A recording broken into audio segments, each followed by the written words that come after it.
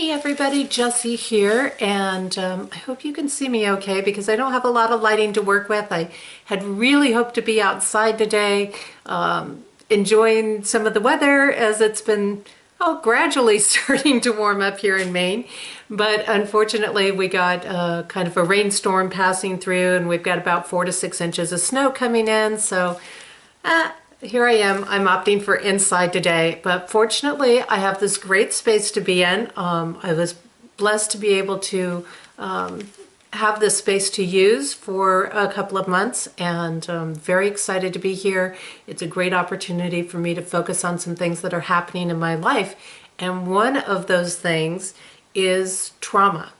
And this is really great because those of you that have been following my story, you know that I've been through a lot over the last few months, and now I'm in that process of, okay, the paperwork's done and I can actually start to process things. I can start to go through the healing aspects. I can start to take care of my body more. I can start to work through things and to really process this whole experience that's been going on. And I was thinking about working with the trauma factor this month in my video because I think this is something that so many people deal with, and I was really excited to jump into trauma from the code perspective, because with the code interpretation, the code insights, and being able to look at it from that perspective shines so much understanding on things in my own life. So I hope it's also going to help shed some light on some understanding for you as well this month. And in the process of this, a friend of mine came to me and she goes, well, I really hope, I really hope that you talk about unworthiness this month. I really hope that you'll incorporate that this month. And I just want to say to anybody, if you have something that you're dealing with that you want me to cover in a monthly video, that you want to find out about from a code perspective because you've had your limits or whatever it is, just message me on Facebook, send me an email. You can send that to jang@compassioncodes.com. Those are my initials at compassioncode.com. So I just want to put that out there because I love hearing from people, and if you've got something going on, whatever is happening for you is probably happening for a lot of other people. So you're going to see me, I've got some notes because I don't want to forget certain things, and certain things I want to make sure I get the whole list on of them. So you might see me get my glasses on and off here in the process of talking about this. But one of the things I've unfolded over the last few weeks since I made my last video is about trauma. Now, trauma is really interesting in the sense that it connects tremendously with our unworthiness patterns. It connects tremendously with our success patterns and our ability to feel and be abundant in the world. And that's really great because all of this is tying into our current portals, our new moon portals, our full moon portals that we have going on right now, because they're all about success and they're all about manifesting right now, which is exciting. And I'm sure a lot of people are going, yes, yes, we finally get to manifest because it feels like such a long haul. And of course, you know, it all depends where our current code patterns are running, but it is definitely a time for that. So it's a great time also when we have these success patterns to really make some great breakthroughs on our sense of feeling unworthy or these aspects of unworthiness in our life. And it's a great opportunity for us to break through trauma. So now if we start to look at trauma from this code understanding, this code awareness that I work through, we find that trauma is very much connected to the material world. And one of the things, as I started going through this process, I realized that a big piece of trauma, and goes hand in hand with trauma, kind of like having the left hand and the right hand, is rejection. And very specifically honed into this concept of rejection trauma. Now, when I looked at all the other traumas out there, and I looked at organ trauma, and I looked at psychological trauma, and I looked at emotional trauma, it all comes back to this rejection trauma, and so does unworthiness. It comes back to rejection trauma. So I really want to take a look at this month and share with you some of the concepts that I've been working with and unfolding in regard to this. Now, rejection trauma, what that is very specifically is it's an aspect that is a sort of assassination on our spirit or our soul self. And so we actually go into this process of feelings of betrayal and attack on our soul self, of rejection of the soul self. So we assassinate it through this rejection process, which happens when we are incarnating into a dimension that is denser than the dimension that our soul spirit knows, that our soul self functions in. Because our soul self is wholeness. It's not fragmented into billions of humans all across an earth or a planet. It's whole.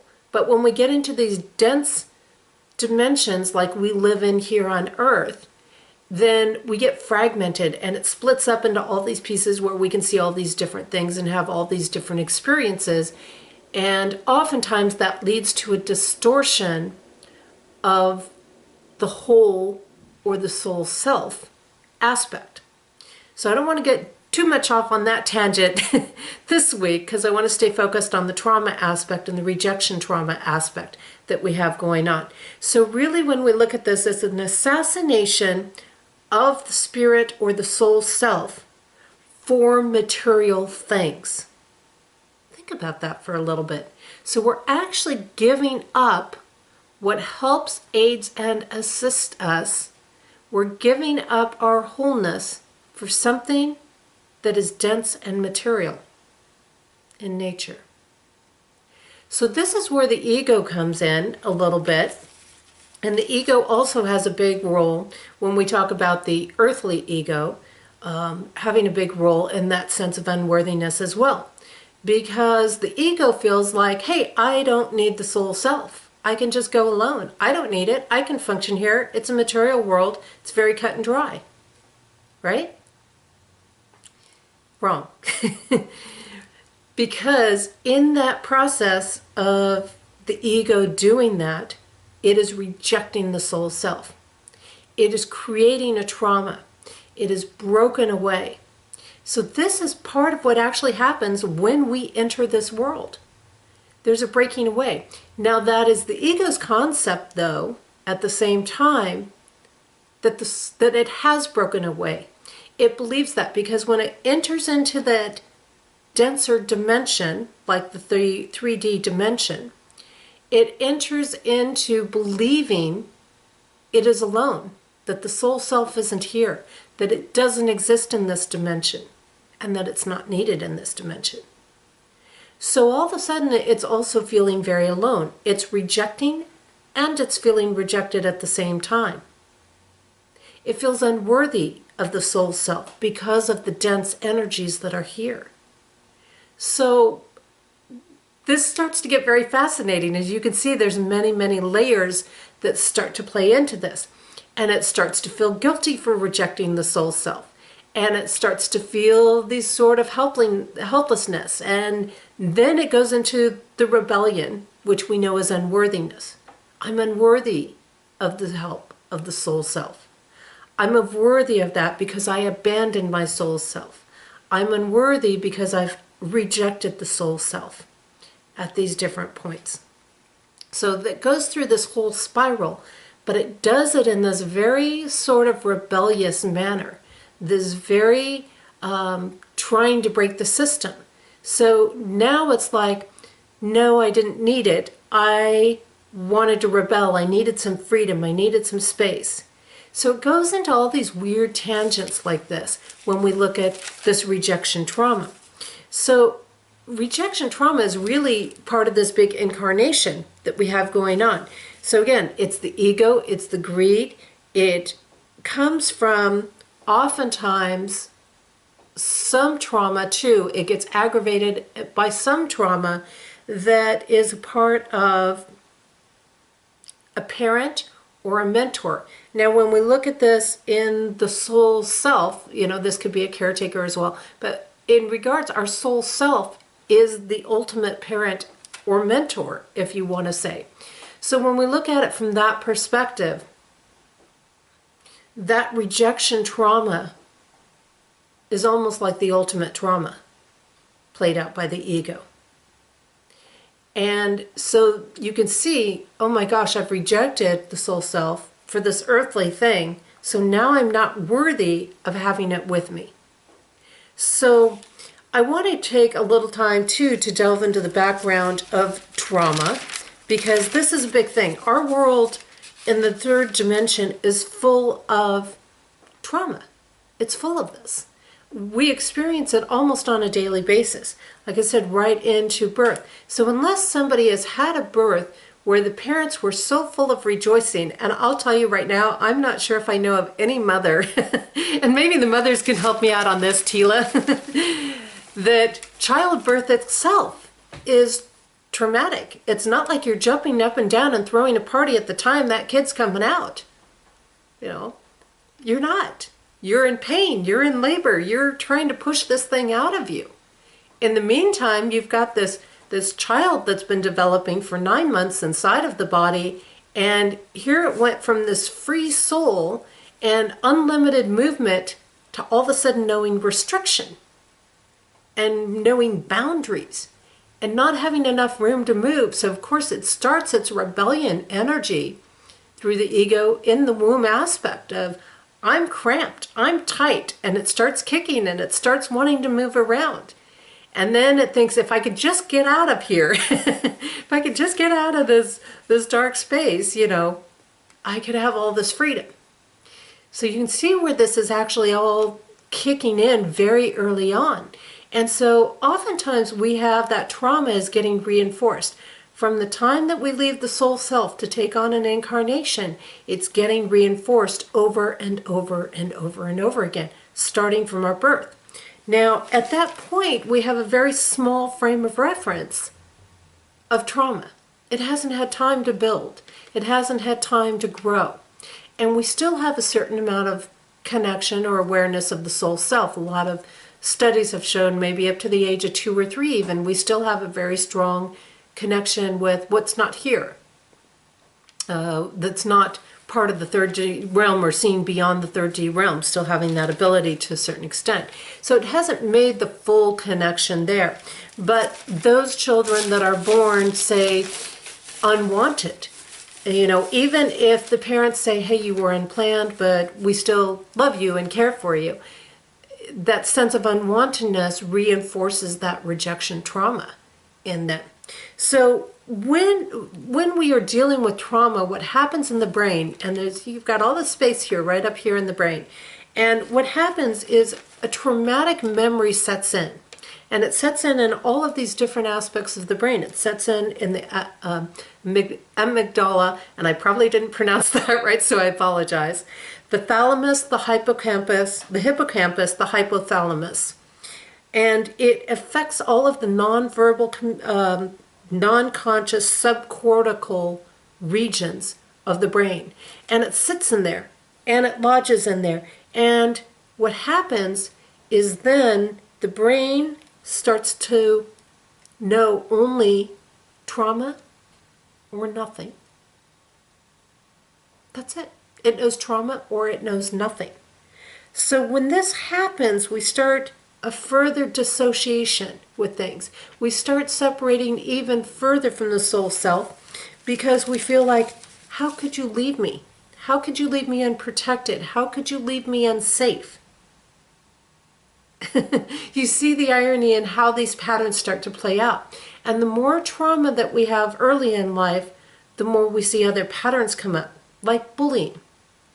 You think of these people who are rich, and they're living in such in-depth patterns of unworthiness that they have to keep grabbing onto all these material things to validate their worth or their sense of power or their sense of control. They have such a distant connection with their soul self in so many ways that they lean on all of these crutches. And thus, this is what happens is the more the trauma is set in, and trauma, what it is it's an interruption in action. So let's say you're driving down the highway or driving down the road, and all of a sudden, boom, here come the guardrails down and a train's coming through. And it interrupts your flow. It interrupts your path, your course. Or a deer runs right in front of you and you have to slam on the brakes. Yeah, we have that. Moose in Maine. Maine is known for its moose here, so we're starting to get to the season where we have more and more of them coming out because of the spring energies coming out. So it runs across and it creates an interruption. You have to throw on the brakes. Well, trauma functions the same way in our lives. It is an interruption in action that is very dramatic and unsettling for us. And so it automatically makes us dissociate. It automatically creates a separation or a break in the flow.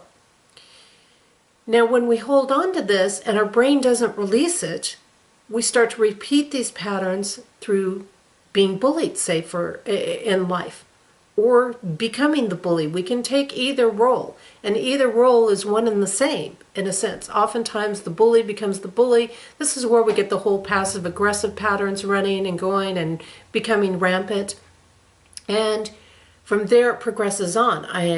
For me, I know it played out in relationships, of picking manipulative partners, it played out with rape happening in my life, where I had 1 year of my life I was raped 7 times through date rape situations. So again, people I should be able to trust in my life. And here again, this throws all of our trust patterns on. Trust is a big issue, and that plays into the unworthiness as well. So the trauma keeps playing out in situation after situation.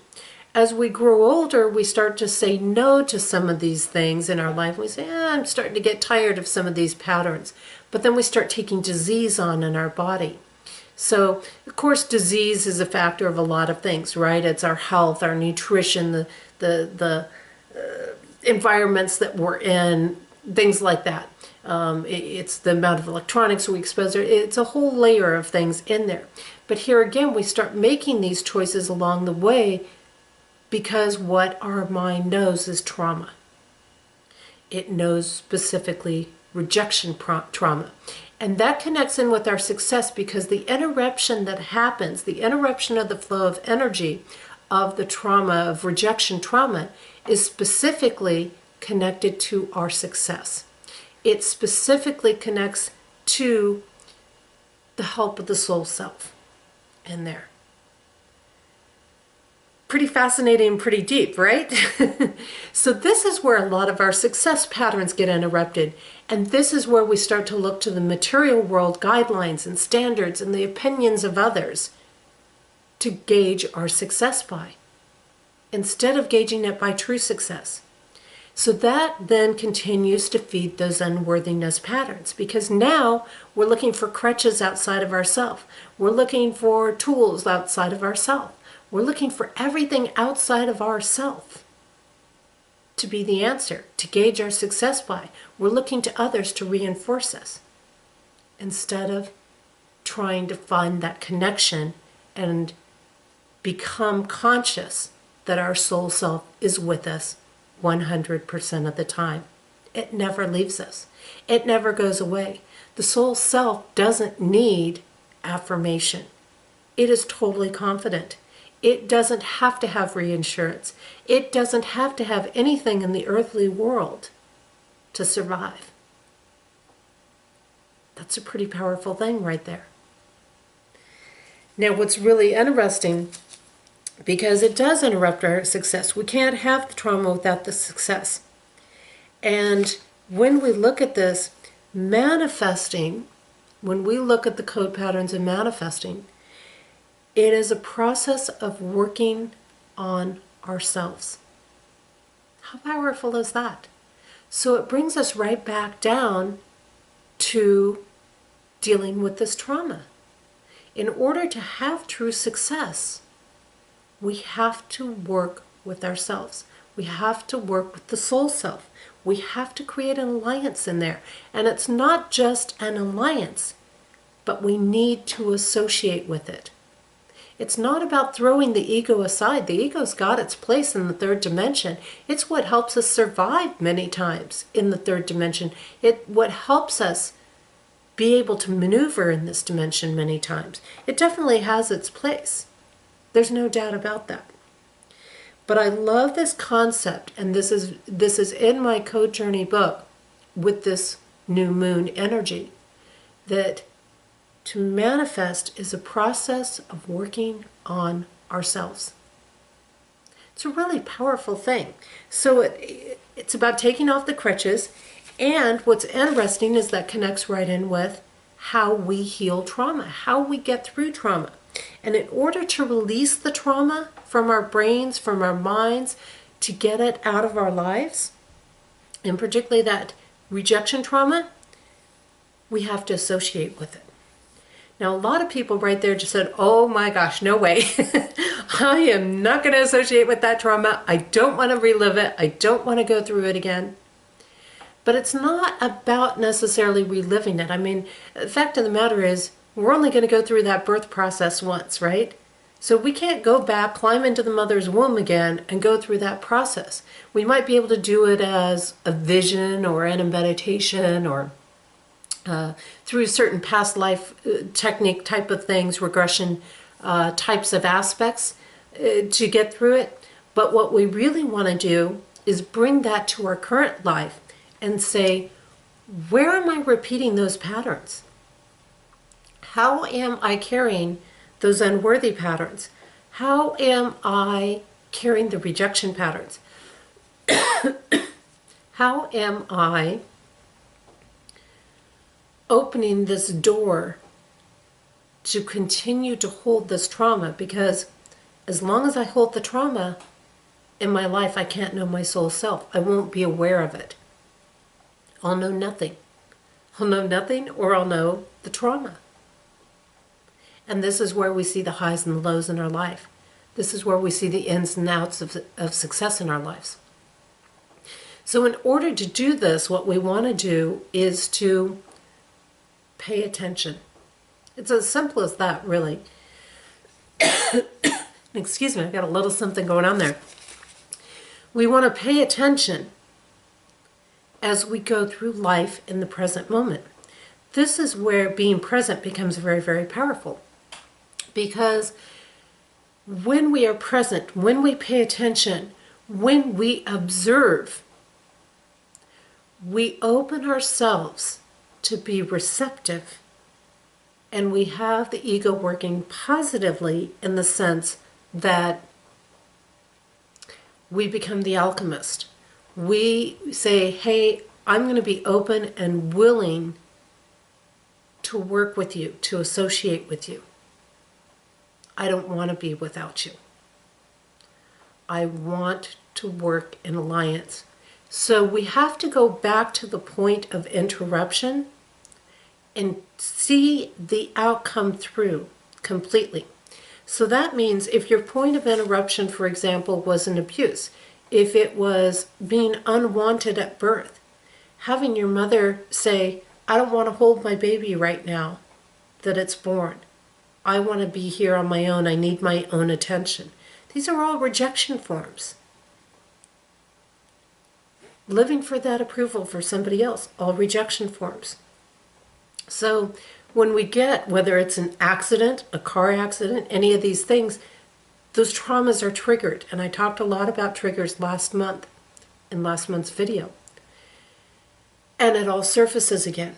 So we need to follow through and go back to that point of interruption, or catch a point of interruption where we are repeating these trauma patterns, where we're repeating the rejection patterns, where we're repeating that sense of unworthiness, and stop it and walk away from it consciously and say, I'm not walking away in the sense of rejection or not wanting to deal with it. I'm walking away because I'm going to go create a different outcome now.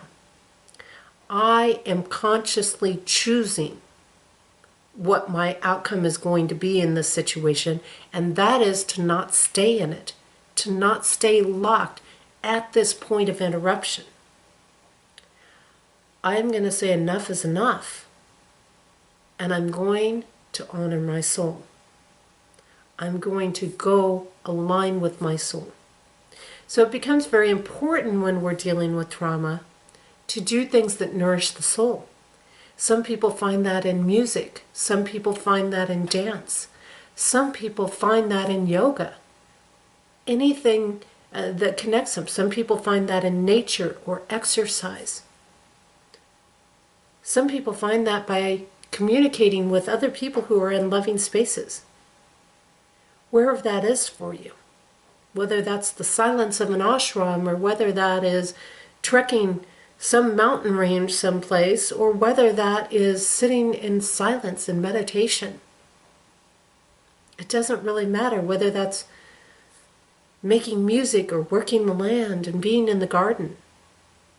These can all be ways that we connect with our soul self. But what it is we feel powerless when trauma sets in. We have a sense that we've lost control of the situation, so it takes over our lives. But when we enter those spaces and somebody comes up and starts to become abusive with us, starts to try to make us reliant on them, starts to make us try to believe that we have to do and seek their approval. We have to do what they want. That's when we have to step in and say, no, I need to do what I want. And what I truly want is to nourish my soul. These are some powerful, powerful pieces here. And these are exciting pieces in our life. And if we're going to manifest, and if we're going to experience our abundant self, then we have to be in alliance with our soul self. We need to take the time to release the trauma in our life. We need to take the time to feed ourselves with nourishing connections of the soul, because those then become the memories that our brain has. And then our brain knows only success. It knows only joy. It knows only happiness. It doesn't know the trauma. It knows that or nothing. And what our brain knows connects directly with what is in our heart. And what is in our heart, what is in our mind, our brain. Our brain is our brain heart. Our brain is our physical heart in many ways. It's also our soul heart in many ways. Greg Braden talks about that a bit in his work. So what our brain knows, the memory that it holds, is also going to be manifested by our emotions. It's going to be the emotions that we hold in us. And that is what's going to get created. So I hope with these powerful new cycles that we have going on right now, these powerful energies to be abundant in, and many people worry about, for example, the planet Saturn and how that affects our ability to be abundant. Well, Saturn is actually very abundant energy. But we can't get there if we don't clear the trauma. So think about that as you're going through this cycle and see how many places you can interrupt your trauma patterns and substitute them by taking control and creating a different outcome. The more you take control, the more you'll connect with that soul self, and the more you will create memories of abundance. And the less you're going to need those crutches out there. I hope this has been really helpful for you. I hope this has given you something that will help propel you forward, because we're in times we're ready to make some really fast forward propelling movements into success in our lives. So I hope you're ready for it. And I hope that this helps you get into the successes that are truly abundant and really help you connect with your sense of wholeness, because it's in wholeness that we find our worth. That's where the ego knows our worth, is in the wholeness. Take care, everybody, and I'll see you next month.